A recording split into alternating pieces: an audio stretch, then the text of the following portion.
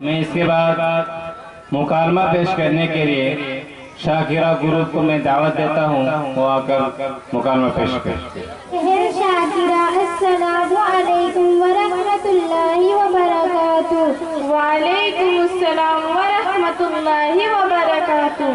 क्या बात है, आजकल आप बहुत परेशान नजर आ रही हो, खैरियत तो है? हाँ, वैसे तो खैरियत है, लेकिन मेरी बेटी के शादी के दिन करीब आते जा रही है, तो मेरी और तमाम ही घर वालों की परेशानी में रोज बरोज इजाफा होता जा रहा है। जिंदगी से लज्जत खत्म हो गई है। भूख, नींद और आराम ने तो हमको अलविदा कह दिया है।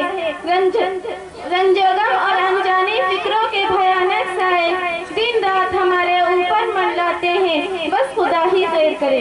ताज्जुब है, ये तो मसरत का मकाम है, खुशी का मौका है कि एक अहम जिम्मेदारी से आप सुबुकदोश हो रही है।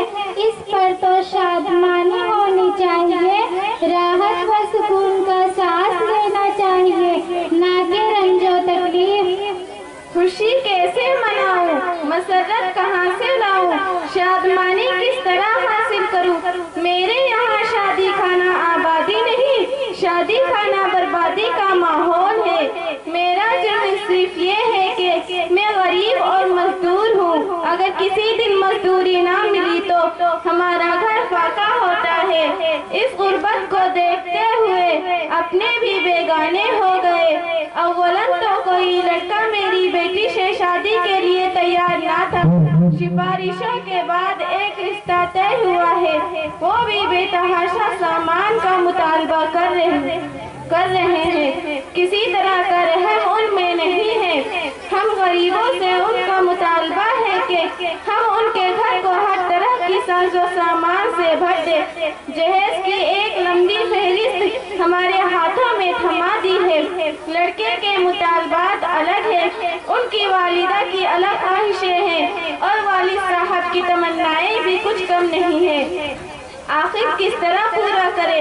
मामूली आमदनी, लड़कियां 4 हैं, एक आध होती तो जान पर खेल जाती। अब सोचती हूँ कि क्या करूँ, लड़कियों को जहर की गोली दे दूँ या खुद को फना कर डालूं? मेरी प्यारी बहन, इस तरह की बातें ना करो। इस तरह की बातें करना मुस्लिम औरत का शेवा नहीं है। आप मुझे लड़के की वालिदा से मिलाइए, मैं उनसे गुफ्तगू करती हूँ।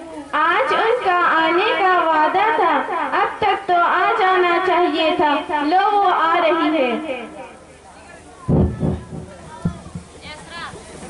अस्सलामु अलैकुम व रहमतुल्लाहि व बरकातुहू। वालेकुम अस्सलाम व रहमतुल्लाहि व बरकातुहू। शादी की तैयारी तो जोरों पर हो गई और मेरा ख्याल है कि जहेज का सारा सामान भी खरीद लिया होगा। हाँ बहन, जितना हो रहा है हम कर रहे हैं। बहन अंजुम, मैं आपसे कुछ गुफ्तगू करना चाहती हूँ। हाँ, शौक से कीजिए। मैंने सुना है कि आप अपने बेटे की शादी कर रही है।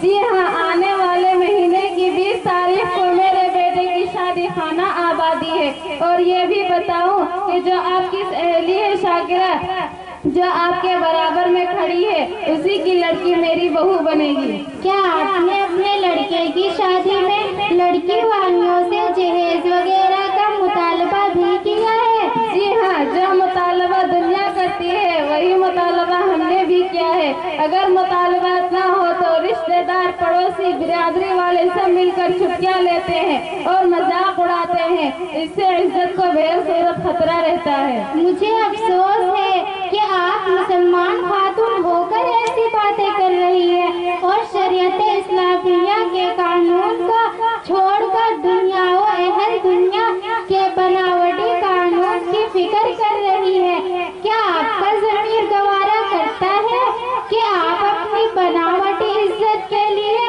किसी मुसलमान भाई की इज्जत से खिलवाड़ करें?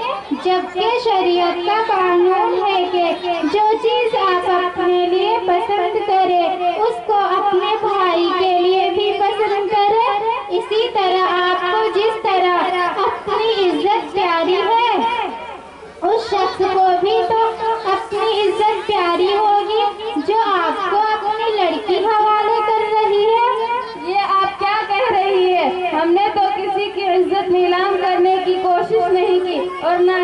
ऐसा सोचा है? लड़की की माँ आपके पास ही मौजूद है, आप जरा पूछ ले इन पर क्या गुजर रही है।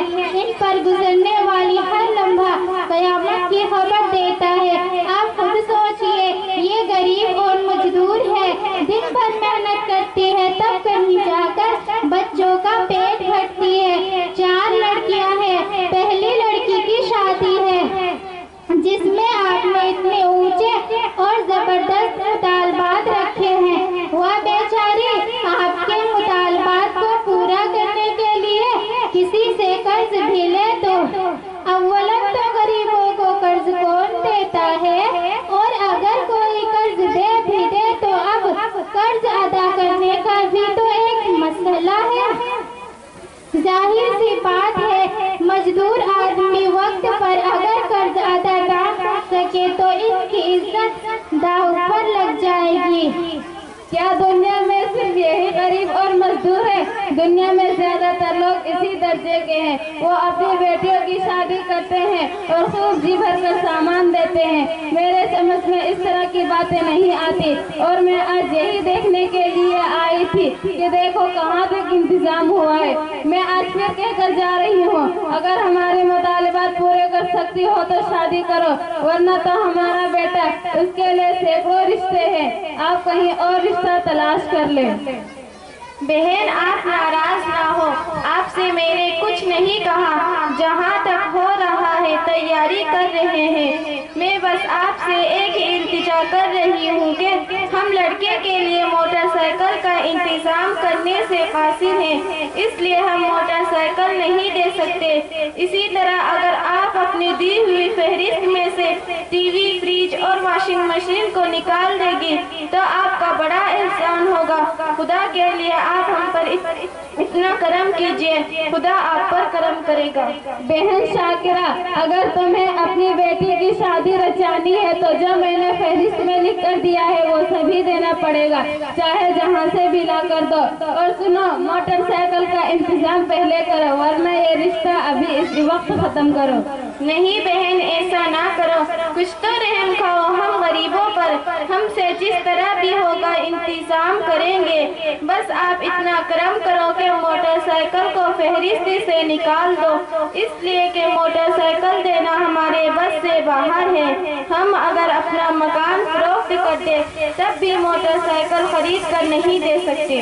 मुझे ऐसा लगता है कि तकदीर में ये रिश्ता नामंजूर है, इसलिए मैं ये रिश्ता अभी इसी वक्त खत्म करती हूँ। अस्सलाम वालेकुम व रहमतुल्लाहि व बरकातुहू। वालेकुम अस्सलाम व रहमतुल्लाहि व बरकातुहू। बहन शाकिरा, आपको रंजीदा और मलोल होने की जरूरत नहीं है। खुदा ने मुझे भी बेटा दिया है, आजकल मैं उसके रिश्ते की तलाश में थी। आप अपनी बेटी मेरे बेटे से मंसूब कर दीजिए।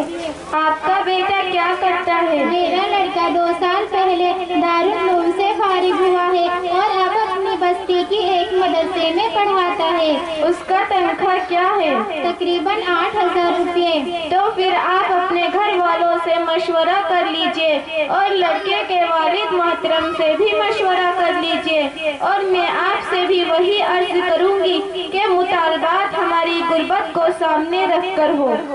बहन शाकिरा, ये आप कैसी बात कर रही है? मैं और मुतालबात ये कभी नहीं हो सकता। हमें सिर्फ आपकी लड़की चाहिए, हम कपड़े भी अपने ही पहना कर ले जाएंगे। तुम्हें किसी तरह की फिक्र करने की जरूरत नहीं है। अगर आपको फिक्र ही करनी है तो पूरे समाज की कीजिए, पूरे मुआशरे की कीजिए। आपकी तरह न जाने कितने वालिदैन इस कशमकश में है। मेरी बहन, इस्लाम में जहेज का तस्वुर नहीं है और ना ही हिंदू शास्त्र में इसका कोई तज़किरा है। ये तो खुद बादशाहों की चोचलें थी, वहाँ से इस रस्म को हिंदुओं ने लाया, क्योंकि उनके यहाँ विरासत का तस्वुर नहीं है। फिर ये रस्म मुसलमानों में इस तरह दाखिल हो गई कि खुतबतुल निकाह और गवाहों से भी ज्यादा अहम इस जहेज को समझ लिया। हालांकि इस्लाम ने जहेज की जगह विरासत का तकाजा किया है, मगर इसके बारे में किसी को इल्म ही नहीं।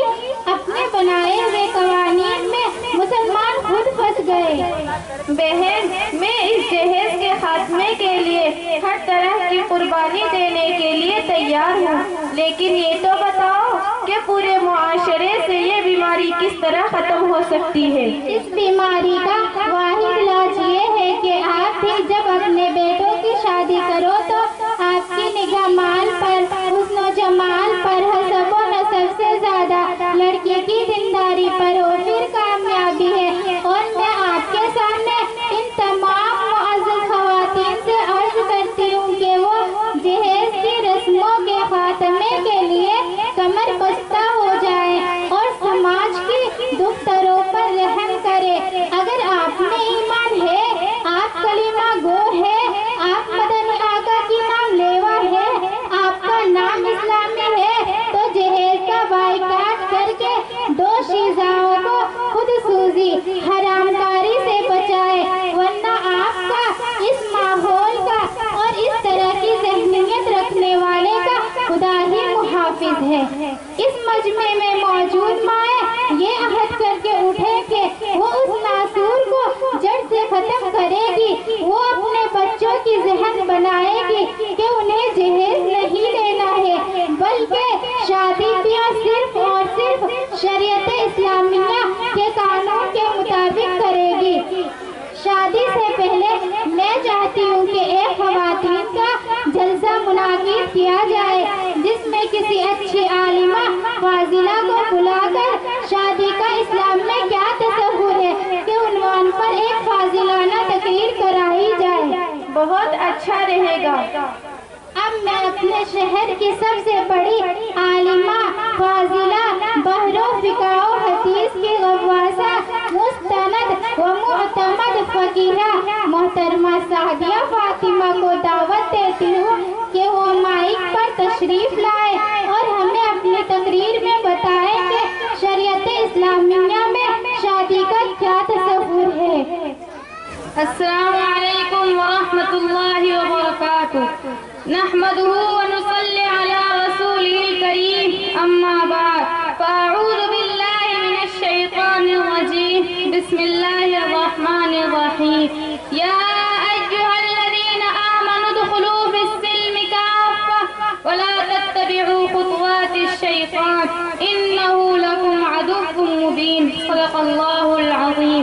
باوقار خواتین اور اسلام کی غیور بیٹیوں، آج یہ امت اپنی بداعمالیوں کے سبب ہر مقام پر ذلیل و رسوا ہو رہی ہے۔ دنیا میں کوئی ایسا ملک نہیں جہاں یہ امت پریشان حال نہ ہو، لیکن پھر بھی اس امت کا شعور بیدار نہیں ہوتا، اس قوم میں یہ احساس پیدا نہیں ہوتا کہ وہ اپنا کھویا ہو وقار حاصل کر سکے۔ یوں تو اس قوم میں شرعی قوانین کے پابند بہت ہی کم لوگ ملتے ہیں، لیکن اس کے باوجود اس قوم کا بہت بڑا حصہ خرافات کا بھی پیروکار ہے۔ برادران وطن کی بہت ساری رسوم جن کا اسلام سے کوئی تعلق نہیں ہے، مسلمانوں نے اپنا لی ہے۔ انہی رسوم اور خرافات میں سے ایک موجودہ شادی اور مسلمانوں کے صورتحال کو قرار دیا جائے تو بے جانا ہوگا۔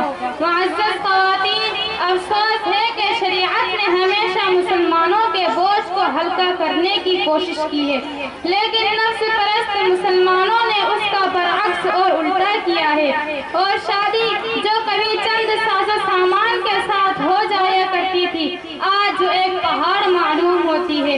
حضور اکرم صلی اللہ علیہ وسلم کی چہیتی بیوی ام المؤمنین حضرت عائشہ رضی اللہ عنہ بیان کرتی ہے کہ حضور صلی اللہ علیہ وسلم نے عبد الرحمن بن عوف رضی اللہ عنہ کے کپڑوں پر زردی کا اثر دیکھا تو فرمایا یہ کیا ہے؟ انہوں نے جواب دیا کہ میں نے ایک عورت سے کھجور کے گٹھلی کے عوض نکاح کر لیا ہے۔